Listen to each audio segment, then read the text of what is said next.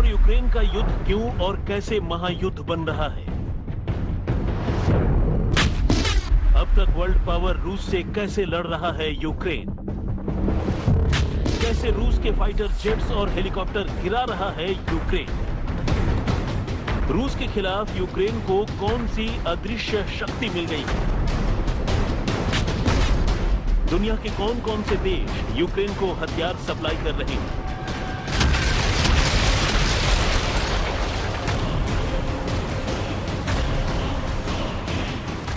ये जंग नहीं आसान, बस इतना समझ लीजिए। जी हां, रूस और यूक्रेन के बीच छिड़ी जंग की यही कहानी बन गई है। न तो रूस यूक्रेन पर कब्जा कर पाया है और न ही यूक्रेन रूस के सामने सरेंडर कर रहा है। एक रिपोर्ट में दावा तो यहां तक है रूसी सेना को हथियारों की किल्लत से गुजरना पड़ रहा है।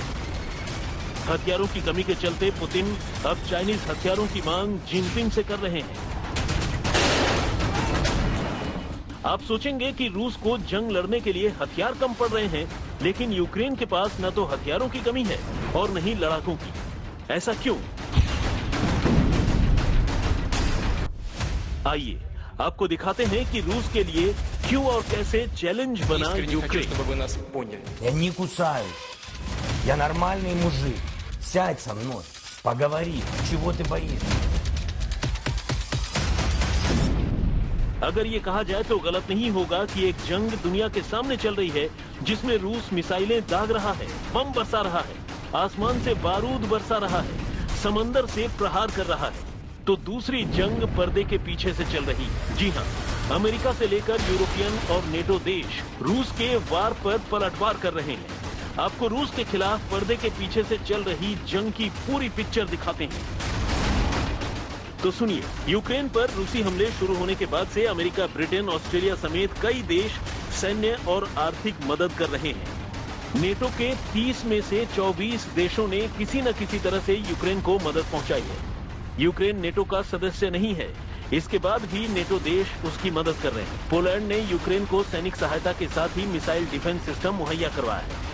स्वीडन ने 5000 एंटी टैंक रॉकेट्स, तो बेल्जियम ने 3000 ऑटोमेटिक राइफल और 200 एंटी टैंक हथियार उपलब्ध कराए।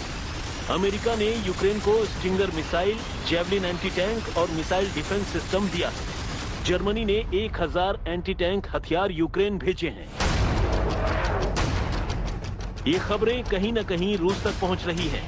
इसके बीच जेलेंस्की नेटो से यूक्रेन को नो फ्लाई जोन घोषित करने के लिए कह रहे हैं, लेकिन पुतिन ने सीधे धमकी दी है कि अगर किसी ने यूक्रेन को नो फ्लाई जोन घोषित किया तो इसे जंग समझा जाएगा।